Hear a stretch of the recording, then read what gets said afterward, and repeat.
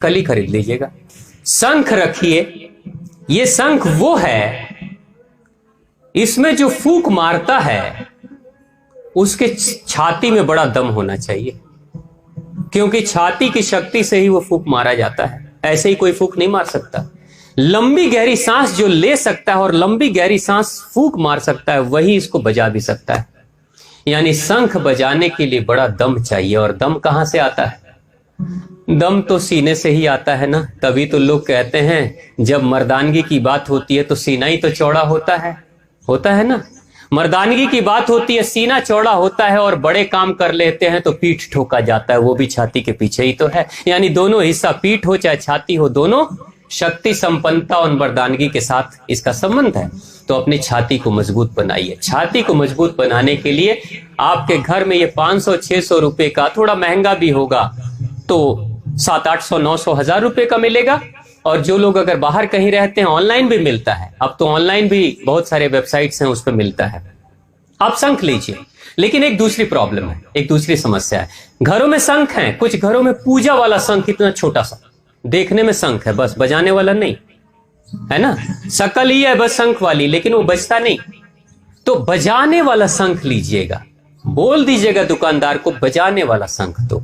अब शंख, कई लोग ये भी कहते हैं कि शंख बजे कैसे? बजाना भी तो बड़ा कठिन है, फूंक मारते हैं, हवा निकल जाती है, होता ही नहीं कुछ, इसको बजाएं कैसे? ये भी एक आर्ट है, इसको भी सीखने की जरूरत पड़ती है। तो सीख सकते हैं, बहुत आसान है इसको सीखना, इसको बजाना बड़ा आसान है। कैसे बजाना है देखिए, इसका टेक्निक है, मैं अभी थोड़ा बता दूं। शंख की कोई आवाज नहीं होती, ध्यान रखिएगा। शंख में कोई आवाज नहीं होती, लेकिन शंख से आवाज निकलती है। अब कहां से आवाज निकलती है?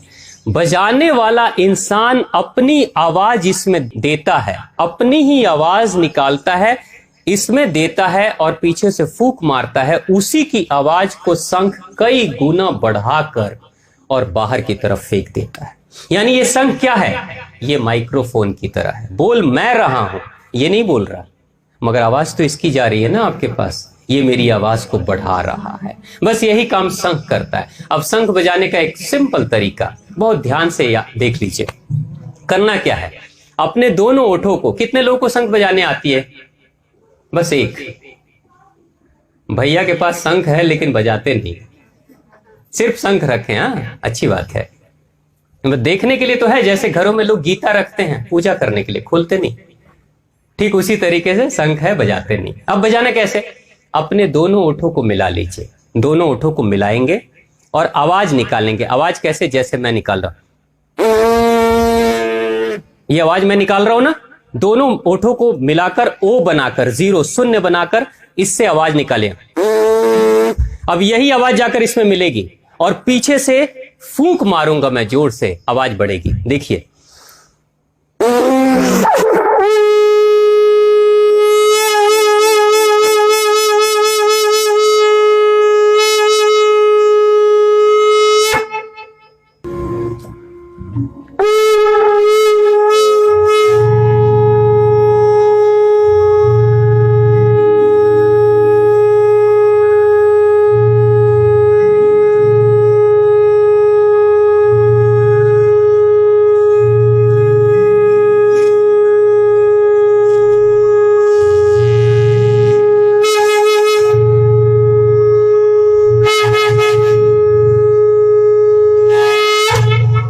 आवाज मेरी थी, फूंक मैंने मारी, बस इस शंख ने उस आवाज को बढ़ाया और आप तक आवाज, दूर दूर तक ये आवाज चली जाती है। बस इतना ही करना होता है। तो बस वैसे ही करिएगा, लंबी गहरी सांस। अब देखिए इससे फर्क क्या है, आपको पता है? आएगा नहीं आपके घर में, तो सभी के घरों में शंख होना चाहिए, सबसे पहली चीज।